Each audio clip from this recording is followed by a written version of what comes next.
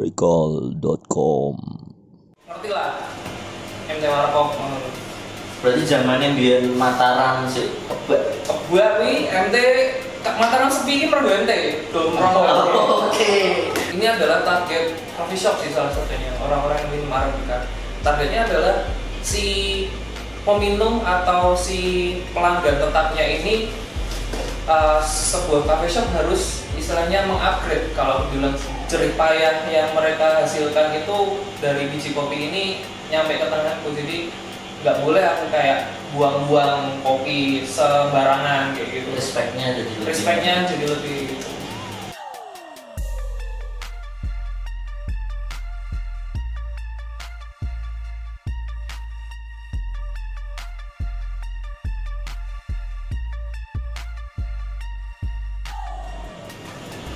Saya tak boleh deh.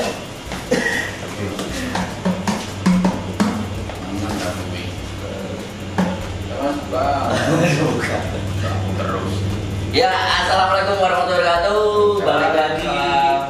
Ya, balik lagi bareng Siapa kayak? Bersama. Bersama. Satu rasa lain di sini. Danang Ismail. Danang baik. Tanah baik. Ini di mana ini, Nang? Nang Diki. Ini lagi di Oji Coffee. Ya, lagi di Oji Coffee. Dan sekarang di tengah-tengah kita Mas barista Mas Uki Ya, Syauki, biasa dipanggil Uki. Malam lagi. Halo, perkenalkan nama saya Syauki. Udah pada kenal ya. Muka lama sih. Pemain lama. Ya, ini coffee shop di Oji Coffee. Kami baru buka tanggal 15 April lalu. Jadi ini masih baru. Ya, masih baru.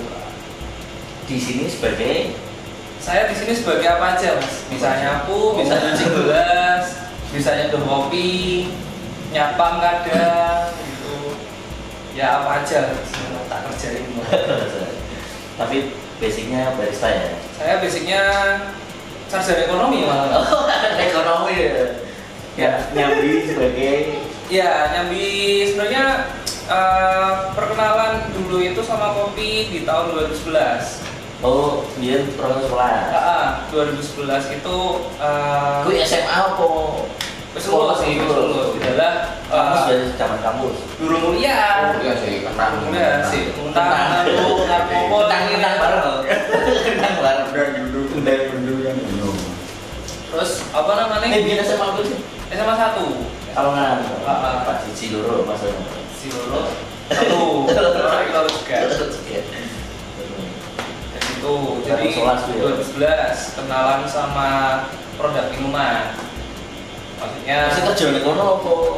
waktu itu piye ya? Buka warung bareng sih. Buka warung kopi bareng 2011 namanya MT Warkop. Itu Udah berbentuk warkop gitu maksudnya. ya ora warkop sih sakjane piye ya, gerobakan ngono lho Mas. Panggon di Nang MTE di monumen Pekalongan lah, ngemper gitu. Sebelah di sini. Loro Solo. Kan dia nang ya, ono iki. Yang beri monumen persis. momen ngerti. Oh, kayak kok ini istana jin kayak. Istana Jin, Pas wah, sing mbiyen ki akeh banci-bancine ngono.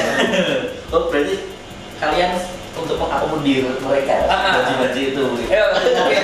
Kopi. Menyediakan tempat rekor. Oke. Oh, berarti dulu basicnya di Pertama kenalan di produk minuman itu 2011 ya, buka gerobakan gitu. Ada coklat. Oh, baru basicnya coklat dulu. Malahan kenalan sama coklat dulu, minuman sing kayak ya tahun segitu yang musemnya kayak coklat, terus kopi mix dikasih apa rasa gitu. Penting kopi, beli campur, penting udut. Coklat diulek-ulekkan gue sendok. Nanti ini cetet tau. Tetep. Oke. Kayak ini jenenge apa ya? Wih, namanya apa ya? Ini coklat lah. Coklat. Namanya coklat. Coklat klasik lah. Coklat pasti. Jadi 2011 singkat cerita ya kayak gitu sebelum Burung musuh dalgona dulu.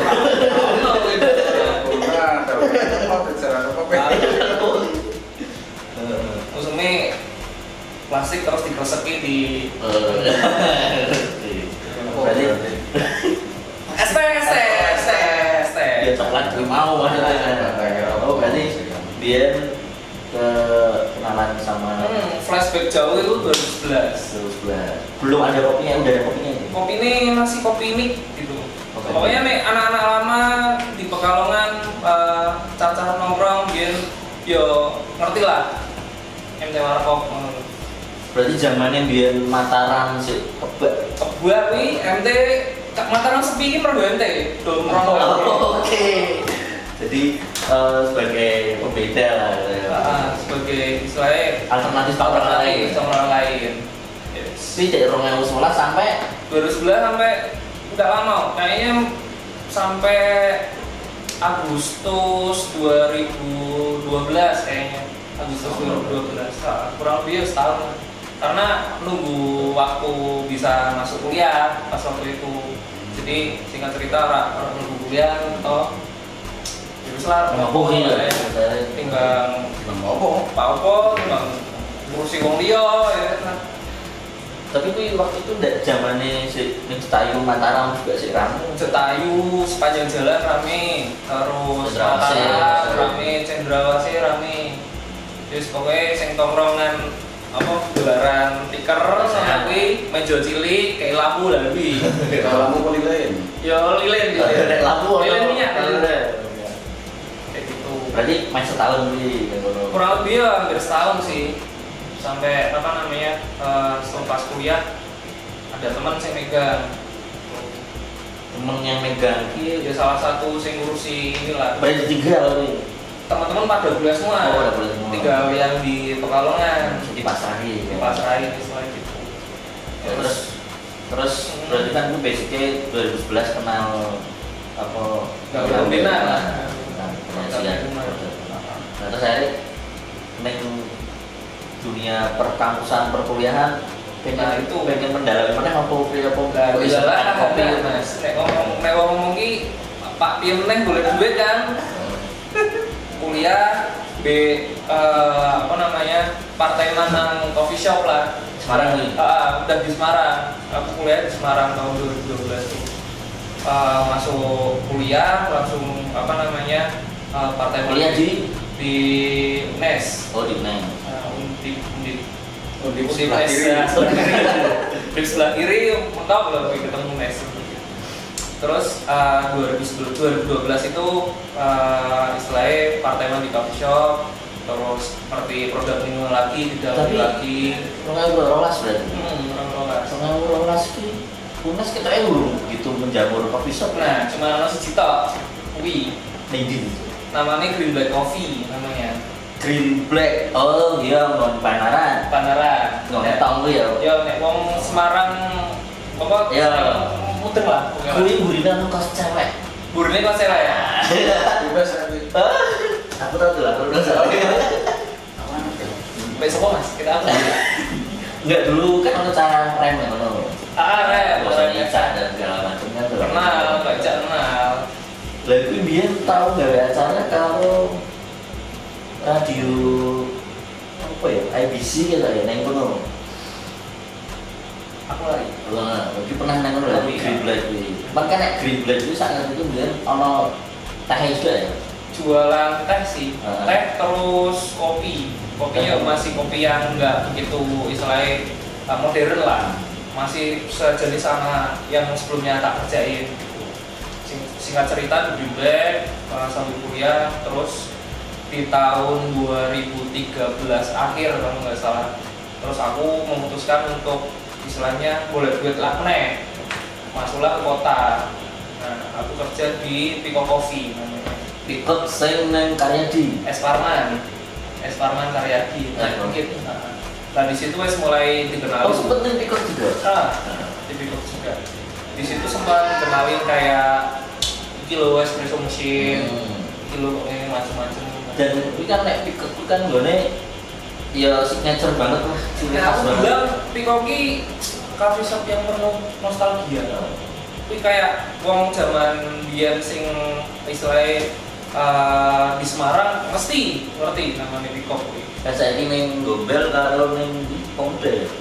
Ada di Gombel sama Gajah Mada. Masih tidak Pemuda. Gajah Mada. Berarti belok kanan. Belok kanan. Nah, di Pikok itu kurang lebih berapa? 6 sampai 8 bulan kayaknya. Soalnya mentok sama runut kok iso mlebu Pikok ini ya apa memang orang jalan biasa. Orang jalan. Sampai kan jaga. Aku jero.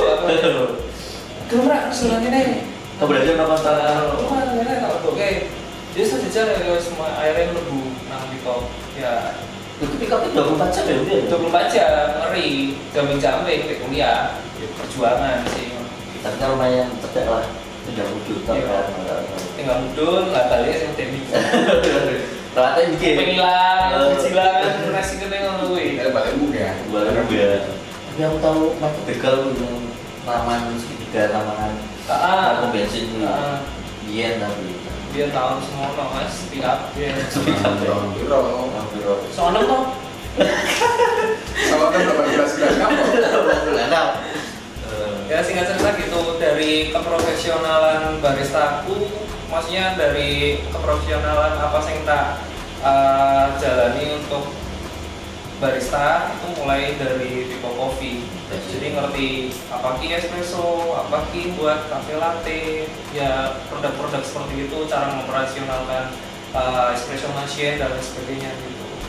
Nah, kurang lebih di tengah tahun 2013, di tengah tahun awal tahun 2014 aku pindahlah ke coffee shop yang istilahnya benar-benar proper.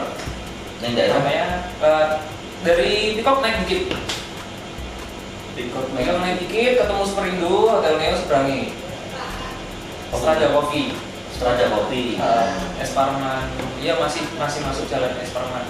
Berarti aku saurunge trek ya gitu. Aku lari. Daerah Tapi kota. sering trek FM sering masuk sih pas dulu Pak. Jadi di Stradaki malah lebih apa Aku namanya? kecilnya kayak on pak. Lengkap. Juga. Kerjanya pasti Mana yang mau? Kasunas Marang. Terus di 2014 itu ya wes belajar manual brewing, belajar lagi apa namanya tentang produk-produk kopi, roasting profile, cara nyeduh sampai ke ini loh sing namanya mesin roasting gitu loh. Jadi benar-benar pengalaman sing paling banyak tak dapat ketika belajar kopi yaitu di Strada karena alatnya lengkap semua. Next levelnya nih Next levelnya di Strada. Jadi kayak apa namanya dari bawah naik di Strada itu titik sing paling aku istilahnya dapat basicnya semua gitu. Berkembang lah terus. Iya, kayak knowledge-nya dibuka gitu. Oh ini kayak gini adalah yang punya ini adalah Bu Evani ini dia istilahnya prestasinya bagus. Prestasinya di bidang kopi juga bagus. Dia pernah menjuarai apa namanya istilahnya barista camp kalau nggak salah di Brazil gitu. Pokoknya keren lah Pak Syakot tuh Pegang sertifikat lah. Dia Q grader, istilahnya dia punya kompetisi untuk mencicipi cita rasa kopi dan di situ aku belajar banyak tentang produk kopi terkhusus sih kopi Nusantara. Kalau si Strada tuh dia ngambilnya kayak image-nya kopi Nusantara jadi kayak gitu. Jadi si cerita ya tentang Mbak Ivani ya, mungkin teman-teman belum begitu ngerti tentang apa namanya kopi Indonesia itu sebagaimana bagusnya gitu loh. Jangan gue. Sampai sekarang pun udah sangat-sangat berkembang. Jadi di tahun 2000 track recordnya mungkin sekitar 2014-2015. Singkat cerita itu si Bu Evani ini dia lulusan dari Berkeley Haas kalau nggak salah California. Dia tuh ngopi di sana tuh kayak kopinya Madeline, kopi Sumatera. Lokalan malah dari Indonesia. Dia minum kayak wah kopinya enak gitu loh, kopi Nusantara enak-enak loh. Terus singkat cerita dia balik ke Indo, dia bilang kok kopi sing tak umbi Malah ke Indonesia. enggak, kok ora enak nang Indonesia, Oh. kenapa gitu loh. Ada pertanyaan, kenapa kok kopi di Indonesia ki rasanya kok ora enak. Singkat cerita diulik dia dan sebagainya, ternyata Yang menjadi kopi yang pembeda pengolahannya itu apa? kopi yang bagus dikirim keluar. untuk mencukupi kebutuhan pokoknya pabrik-pabrik besar. Terus istilahnya penggiat kopi-kopi yang bagus, mereka tuh lebih pilih untuk menjual keluar karena hasilnya lebih bagus ketimbang pasar lokal sing pada saat itu mereka belum into kopi banget gitu loh. Mereka kayak masih kopi lah, kopi hitam apa gitu. Jadi si Strada ini yang benar-benar istilahnya aku amazed sama idea yang Strada bawa adalah Bu Evani ini dia ingin mengangkat banget kopi lokal untuk kancah internasional gitu. Sekarang udah bagus banget sih Strada sih suatu usaha. Jadi dia arah asal usul sing tak iki. Oh, dulu. Pokoknya sebenarnya Hotel Neo. Hotel Neo. Udah buka cabang banyak kok. Di Jakarta udah ada, terus si Bu Evani ini dia bikin brand baru namanya First Track juga. Kerennya dia adalah dia pingin kalau di coffee shop yang First Track itu dia pingin equality kalau cewek tuh bisa ngerjain apa yang cowok lakuin. Sebagai contoh adalah di dunia kebaristaan. Jadi mostly pekerjaannya itu adalah cewek di First Track Coffee itu. Berasa paling ganteng sendiri dong. Iya, harusnya gitu. Mosok. Tapi setelah apa namanya Strada udah istilahnya buka cabang banyak tuh aku udah nggak bisa, cuman bener-bener. Berarti 2014 aku di sana. Enggak, 2014 di sana. Sampai kurang lebihnya sekitar tengah tahun 2017. Paling lama di sana, 3 tahun. Jadi belajar banyak tentang kopi Nusantara lewat situ. Terus dan itu juga udah mulai berkembang teknik penyajian kopi. Teknik penyajian, metode seduh, terus tren-tren perkopian yang baru kayak cold brew, nitro, macam-macam sih. Aku nonton cold brew, seneng nonton tower itu. Tower itu Ke jam pasir itu sendiri. Itu untuk istilahnya cold brew-nya gitu. Jadi singkat cerita gitu. Terus di 2017-an itu aku kerjain skripsi. Oh, udah dulu. Berarti awal. Iya, rehat dulu, kerjain skripsi. Terus pada saat itu ini apa namanya? Pada saat itu 2017 aku ngerjain skripsi di Lala, ngambil topiknya kopi juga. Dulu kopi. Jadi aku kan ekonomi nih, pengen ngangkat tentang produktivitas kopi. Aku ambil daerahnya Temanggung. Berarti ke petani. Ke petani langsung. Ke petani, ngambil data. Kok produktivitasnya kok jelek kenapa Pak? Padahal luas lahannya gede. Jadi ada daerah namanya Candiroto. Si Candiroto ini lahannya gede, luas banget. Tapi kok produktivitasnya kok rendah? Kok kalah sama daerah lain itu kenapa? Jadi produktivitas dalam artian kualitas hasil kuantiti, lebih kuantiti kalau banyaknya berarti. Banyaknya hasil panennya kok kalah sama daerah lain gitu. Terus dari situ tak ambil dilalah knowledge-nya nambah lagi nih kayak apa namanya? Ternyata realitanya di apa namanya perkebunan tuh kayak gini. Permasalahannya Pak Tani ini kok gini gitu loh, pupuknya larang, orang mau tenaga rumah tanaman nih macam-macam gitu loh. Jadi di sana apa namanya kayak aku sendiri pengalaman kayak bikin klik gitu loh, kayak aku mending ngopi tapi kok aku nggak tahu terus apa sih gawe tanamannya kok iya loh. Jadi dari situ aku belajar bahwa jerih payah yang mereka hasilkan itu dari biji kopi ini nyampe ke tanganku. Jadi nggak boleh aku kayak buang-buang kopi sembarangan kayak gitu. Respectnya jadi lebih gitu. Jadi mengerti dari istilahnya nggak cuma hasil sebuah kayak gini, tapi kalau pengen merasakan benar-benar merasakan jerih payah orang filmnya, ya langsung aja ke petani. Mungkin kalau pengen nanti Koji Coffee bisa ngadain open trip untuk yang deket-deket aja lah ke apa namanya Petung Priyono, Kali Bening ini gitu bisa. Kalau udah nggak corona sih sebenarnya. Karena bulan-bulan habis Lebaran sih sebenarnya timelinenya ini panen kopi. Panen kopi itu bulan tengah tahun gitu. Terus singkat cerita, lanjut lagi di 2017 akhir, aku kerja di cafe shop kecil namanya. Itu lulus. Udah lulus. Oh, lulus. Udah lulus 2000 berarti. 2018. Lebu dong ya dong. Rolas. 6 tahun. 5 tahun. Lumayan. Aku kita 6 tahun. Ya lumayan. Oke ya. Iya. Di saleh. Saya sambil kopi. Oke, sip. Nganu. Produknya Oji begini. Ya, ini produknya Oji. Ini kopi dari Pekalongan asli. Daerahnya Untung Riono. Enak banget. Ada suppliernya di sini atau? Ada. Teman-teman ada yang istilahnya roasting lah. Kami ambil dari roasterynya. Ada penggiat lokal. Ternyata yang bikin aku mes adalah kopi Pekalongan itu sebenarnya enak.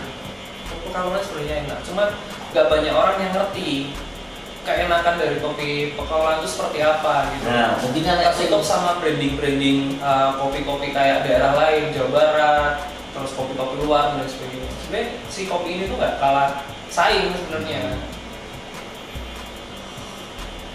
Dan Wijan ini kan pengen ngerti kualitasnya kan kriterianya Ada. exitnya Iya, kriterianya macam-macam sih. Nah ini berarti ono brandnya juga kok sih wawasan Ini masih belum di branding. belum berarti langsung ke petani Ya, enggak sih, udah ke roastery sih. Roasterynya cuma dia masih lokal. Kita pengen gaden terus jual produk ini gitu. Sur lah, Oji bisa buat kayak per pack 200 gram gitu. Bisa digiling, bisa buat kopi di rumah.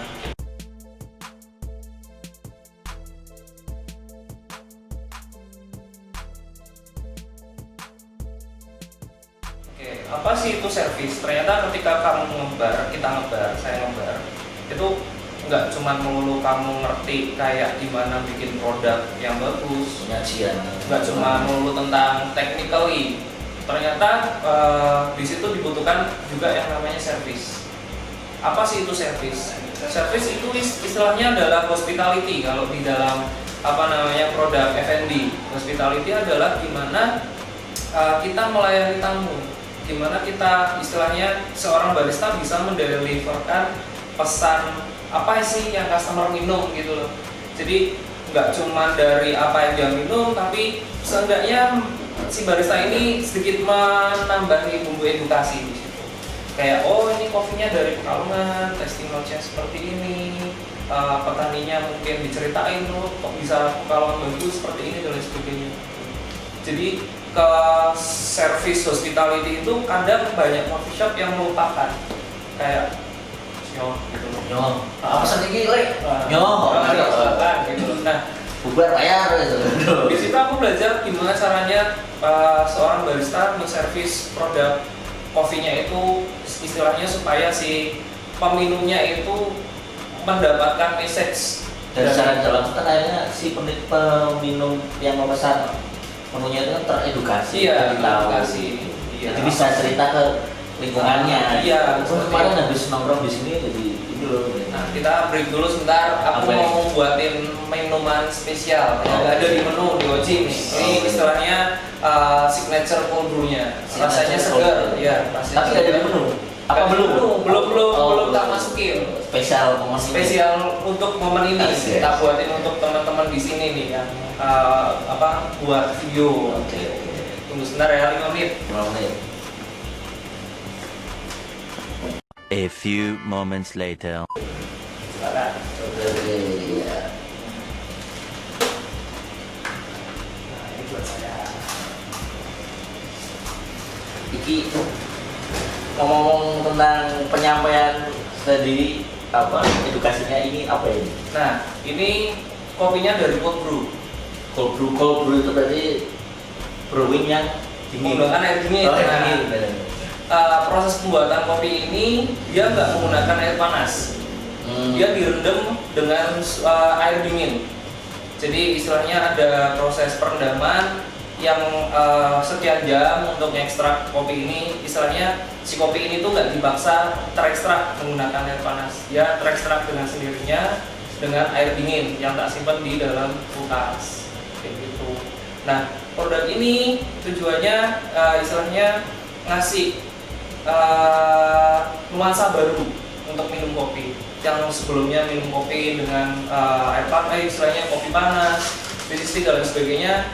Ini produk ini tuh kayak bikin kamu tuh ngerasain sisi lain dari kopi yang bikin kamu seger kayak gitu. Alternatif lain. Alternatif lain, silakan diminum. Bismillahirrahmanirrahim. Sumrimi. Jeruk. Ini ingredientnya apa gitu? Karena jeruknya Ya ini istilahnya ada platingnya lah. Aku pakai apa namanya jeruk mandarin, terus cold brew sama sedikit resep rahasia yang ngasih rasa kopi ini benar-benar seger dengan aroma apa namanya jeruk mandarin. Tapi kudu jeruk rasanya. Sebenarnya alternatif lain banyak sih, tapi mostly orang-orang pakai apa namanya bikin cold brew itu alternatifnya ditambahin aroma wangi dari jeruk seperti itu. jadi lebih seger. Lebih segar. Kalau mau bakar rokok silakan, nggak apa-apa. Iya. Apa ya Jose ya? Karena aku mau sebat.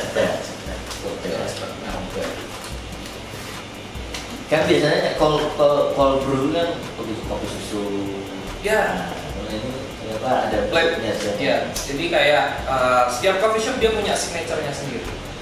Setiap coffee shop punya SOP-nya sendiri. Nah, gimana cara buat kemasan ini produk cold brew ini nggak membosankan gitu. Orang pakai apa namanya cold brew dengan susu itu udah biasa.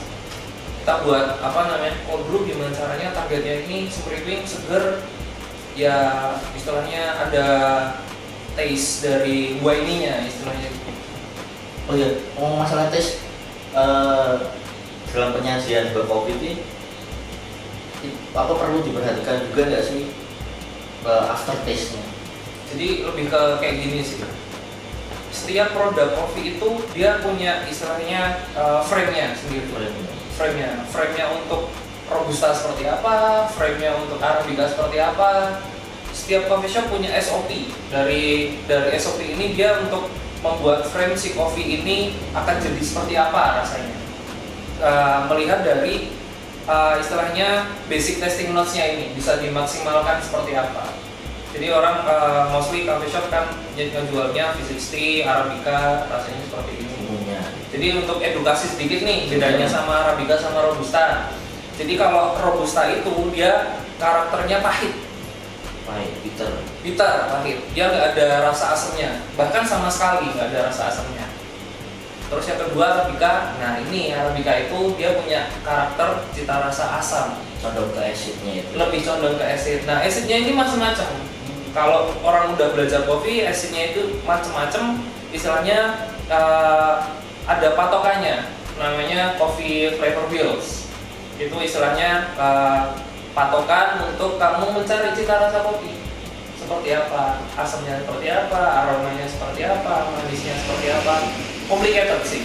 Dan after taste-nya pun bisa jadi berbeda-beda ya? Iya, rasa istilahnya aftertaste itu rasa yang terakhir dirasain, yang bikin orang itu merimain bahwa oh, kopi ini rasanya Resep. kayak wah gak bisa tak lupain gitu loh, kayak gitu. Kayak mantan ya? Enggak sih. Oh, enggak sih.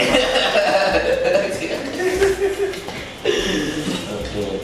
Ternyata kompleks juga ya perkopian. Kopi itu kompleks, tapi bisa dipelajari. Bahkan orang awam pun bisa untuk istilahnya mencoba untuk mengerti kopi. Mulai dari orang awam sih biasanya dia minum kopi robusta dulu, suka yang pahit, terus lama-lama dia bosen minum ke arabica. Nah dari arabica ini ketika apa namanya, ini adalah target coffee shop sih salah satunya, orang-orang yang minum arabica.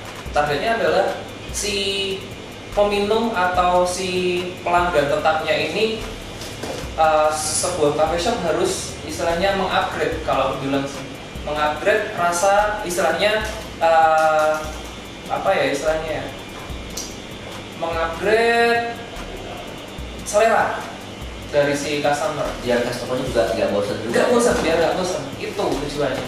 Itu salah satu tujuan dari service product atau hospitality dari coffee Kadang shop. kalau kita sering nongkrong di satu coffee shop kan, makanya juga ini barista juga kan nggak cuma bisa menyajikan, cuma juga ada service knowledge-nya itu tadi. Mau nggak cobain menu baru ini gini loh, ini ada gitunya. Ya kayak gitu. Jadi di kopi itu sebenarnya untuk Arabica itu banyak banget kopi yang enak-enak itu banyak banget.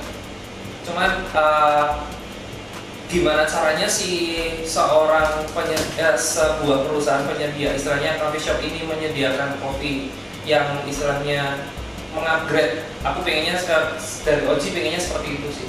Jadi setiap orang datang ke sini mereka nggak bosan minum kopinya. Bahwa kopi ini banyak kopi bagus yang bisa kita jual ke customer Oji Coffee. Jadi supaya intinya gini, seiring dengan terupgrade-nya selera dari customer sebuah coffee shop, si coffee shop ini juga akan ikut terpacu untuk maju. Dan di Oji juga memperkenalkan bin-bin lokal ya maksudnya. Iya, di Oji Coffee kami memperkenalkan beans lokal dari Pekalongan. Karena saya sendiri sebagai yang istilahnya penyeduh di sini, barista di sini tuh kayak lama banget nggak ngerti kopi Pekalongan itu ternyata bagus-bagus. Dan dari Oji ini ingin memulai movement bahwa orang Pekalongan udah mau Pekalongan. Mau Arabica, mau Robusta, kita punya. Jadi jangan sampai orang Pekalongan itu lupa, ini ada pesan tersirat nih. Jangan sampai orang Pekalongan itu kayak lupa dari istilahnya historicalnya, bahwa heritage-nya, bahwa kopi Pekalongan itu dari dulu itu istilahnya sejak zaman dulu banyak cerita sih, nggak apa kalau saya cerita dari sini nggak habis nanti. Intinya kopi Pekalongan dari dulu itu sebenarnya udah bagus, cuman banyak kopi-kopi yang dilupakan dan sekarang mulai digali lagi potensinya. Seperti itu, pokoknya nggak kalah deh kopi Pekalongan sama tempat lain. Terus biasanya koyo yang kopi-kopi yang mungkin per daerah mau bisa beda rasa. Per daerah sebenarnya ada garis merahnya. Walaupun menurut struktur geografis pengaruh Itu juga banyak pengaruhnya karena si kopi ini dia itu tanaman.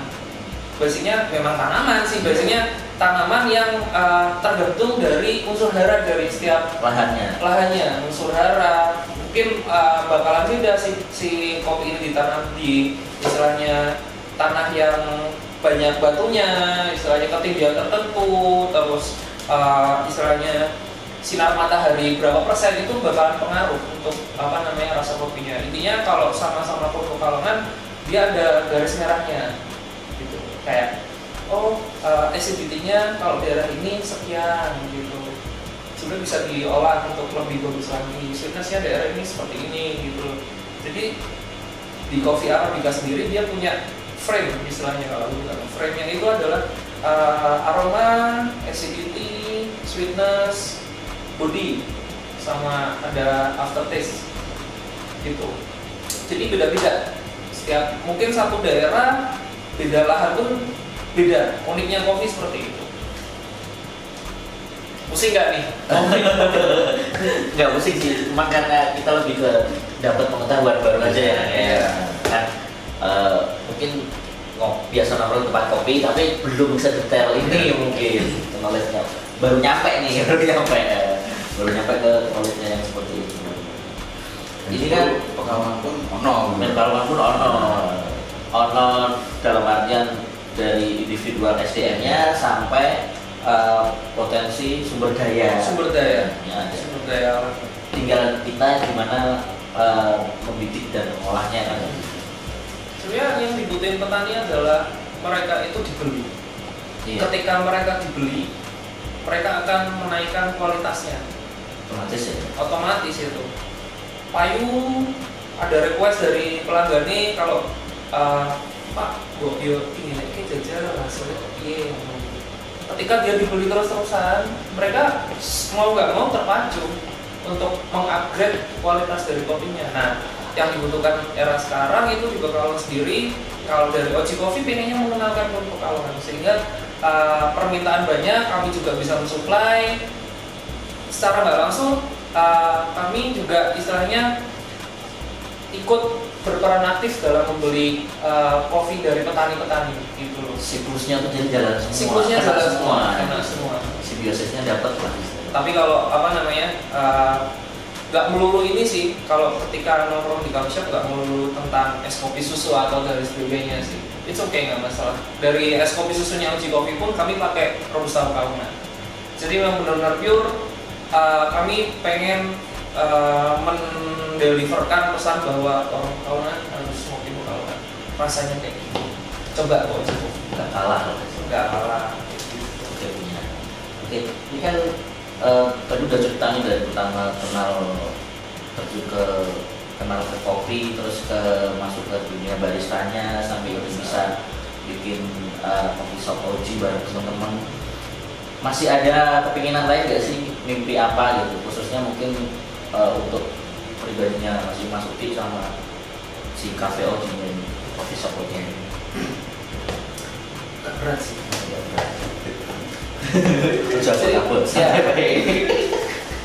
Jadi seperti ini mas, yang saya bayangin kayak Oji Coffee itu sebuah coffee shop yang bisa jadi tempat misalnya komunitas untuk berkumpul. Nggak cuma komunitas lah, kalau kami dari Oji Coffee bilang itu adalah all segment society. Jadi setiap orang pun bisa masuk ke Oji. Kami menyediakan tempat untuk teman-teman yang istilahnya bercommunity, kalau mau ngadain acara bisa kesini after corona tapi terus selanjutnya Oji Coffee ini pengen menyediakan kopi Pekalongan balik lagi. Kalau dari pribadi saya sendiri gimana ya, pengen mengenalkan kopi enak lah intinya gitu. Atau mungkin sampai kapan sih di dunia barista ini, atau mungkin nggak apa, atau everlasting lah, atau gimana? Kalau saya bilang seperti ini mas, istilahnya passion itu akan ada, selalu akan ada di dalam pribadi individu masing-masing. Idealisme dan lain sebagainya itu selalu melekat dalam diri masing-masing.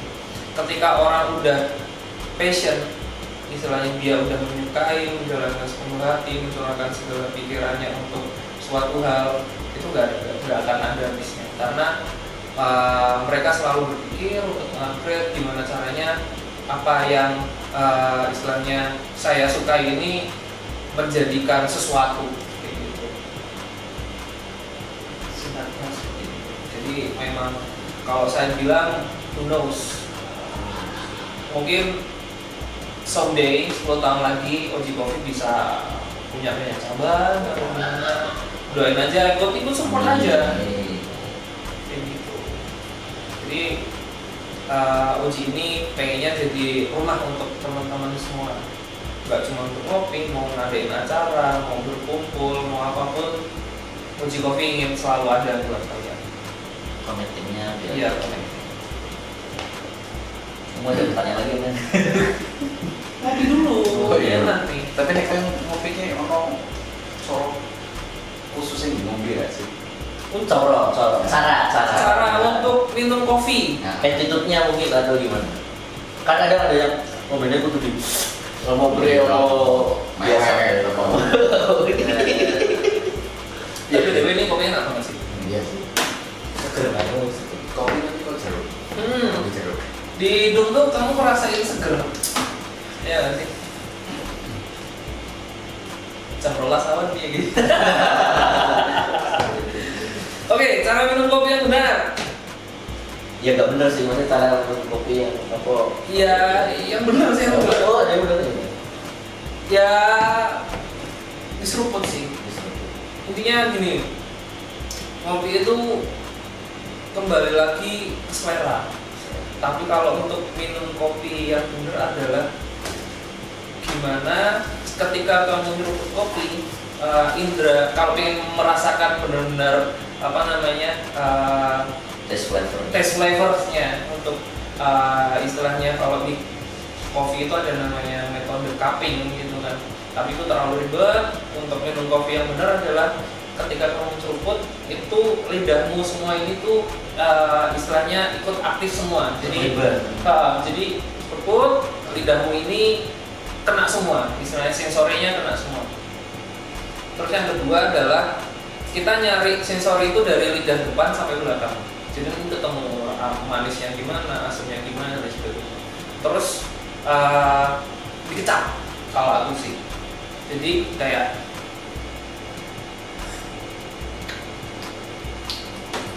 itu. Jadi dikecap supaya atas bawah itu basah semua. Gak usah, kalau aku sih gak usah Misalnya masing nanti kaget nanti malah saya grow. Tapi ya ini nih kembali lagi ke selera. Kembali lagi ke selera. Model ini. Mau pakai shadow nggak apa-apa, mau diseruput dari gelasnya nggak apa-apa, dituang ke tataan diseruput ya nggak apa-apa. Cuma kayak pengen bisa ngerasa kayak inti sari kopinya. Iya, ada flavorsnya, testing notesnya dari kopinya ya itu diseruput terus dikecap kalau aku sih. Oke, terakhir nih. Serius nih terakhir? Iya. Maksudnya terakhir ini segmennya. Iya. Buat closing mungkin pesan buat viewers apa nih?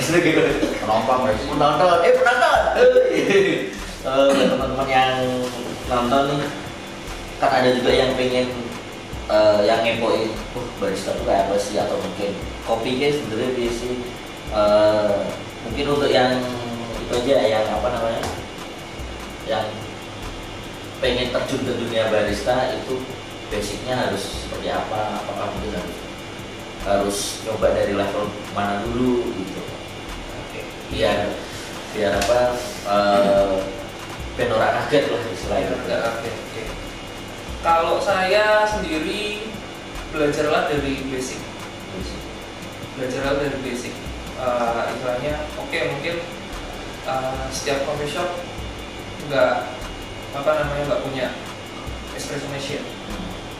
Mungkin setiap beberapa coffee shop dia nggak menyediakan manual brewing. Intinya kamu belajar dari apa yang ada di meja kerja. Mulailah dengan apa yang punya. Ya, mulailah dengan apa yang ada di tempat kerja. Pelajari aja dari hal paling kecil. Kalau saya sih kayak kebersihan, karena itu sangat penting di di industri food and beverage. Kamu belajar kebersihan, kamu belajar istilahnya dialing itu. Dialing itu kayak kamu set bar seperti apa, penataan alat seperti apa, terus alat metode seduh. Mungkin kalau manual brewing ini gunanya seperti apa, yang ini gunanya untuk apa, ini gunanya untuk apa. Banyak, karena metode seduh manual brewing itu dia menghasilkan rasa yang berbeda-beda walaupun satu kopi. Dan satu hal yang harus dipelajari adalah basic dari kopinya sendiri.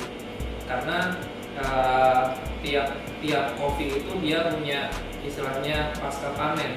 Si pasca panen itu menghasilkan cita rasa dan karakter tertentu. Jadi pasca panen, terus roasting profile dan sebagainya.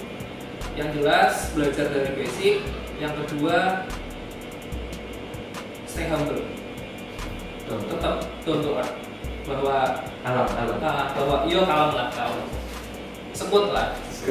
Nggak usah berusaha kalau ini nggak usah, selalu aja bahwa kita sama-sama belajar. Seorang barista itu setiap hari belajar. Ketika kamu ketemu temanmu yang sama-samanya dulu belajar, tukar pikiran, sharing, trial and error, bahwa kopi ini kalau disuduh seperti ini hasilnya seperti ini kok. Mana coba kita seduh bareng untuk rasanya seperti apa. Selain skill juga attitude. Iya betul.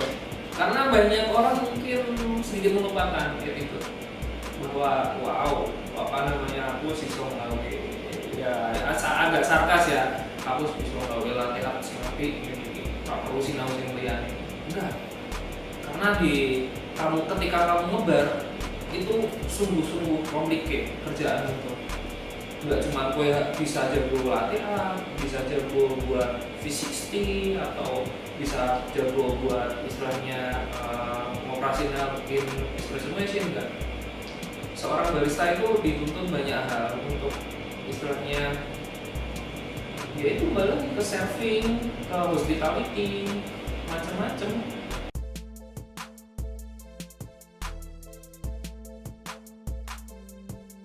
Apa namanya, Dodoor selalu berangkat dari basic. Ketika kamu udah menguasai basic, diaplikasikan ke apapun kamu udah bisa menjalankan. Seperti itu sih kurang lebihnya. Yang selanjutnya adalah apa ya, tetap semangat sih. Kebanyakan mungkin Jangan patah semangat lah. ya jangan patah semangat. Mungkin beberapa barista yang baru-baru kayak wah bosen ini itu dan sebagainya, rutinitas kafe seperti ini itu dan sebagainya. Ya tetap enjoy, fun, jangan lupa bahagia. Malah justru ketemu banyak orang malah nggak bosan sih ya. Iya, tapi beberapa coffee shop ada sing istilahnya ini tuh melulu gitu loh. Tinggal gimana kita ngatasin, seorang barista ngatasin, mungkin kalau bilang adalah monoton. Gimana caranya ngatasin kemonotonan ketika nge-shift gitu loh. Jadi tetap istilahnya kalau bilang sih spread the good vibes gitu loh ke teman-teman kerjamu, tetap istilahnya curious, tetap rasa penasaran yang tinggi, seperti itu sih. Jadi semangat buat barista-barista baru. Someday kalian bakalan jadi owner, tenang aja. Ya itu tadi sharing kita ya kan. Sharing. Bareng Mas Uki, OG Coffee. Terima kasih. Oke, terima kasih buat Mas Uki, buat teman-teman OG Coffee. Semoga kedepannya buat Mas Uki dan OG Coffee bisa lebih berkembang ya. Berkembang baik dari apa namanya segi bisnis maupun dari segi support ke komunitasnya. Oke, sekian dulu dari kita. Keep safe dong. Ya, Keep safe. Jangan lupa keep safe. Main boleh tapi ada attitude-nya. Jangan lupa bawa hand sanitizer. Hand sanitizer, masker, selalu jaga kebersihan, cuci tangan dan sebagainya. Selalu pamit ke rumah. Pamit ke rumah. Jalur sama juga. Balik jam 09.00. Oke, sekian dulu dari kami. Saya Catur Astalain. Saya Nana. Saya Syoki. Oke ya. Ketemu lagi di next episode. Assalamualaikum warahmatullahi wabarakatuh. Ciao. OG Coffee orang keren sih, tapi still mantap sih OG. Keren. Ya tapi keren juga sih. Is juga sih. Ya keren.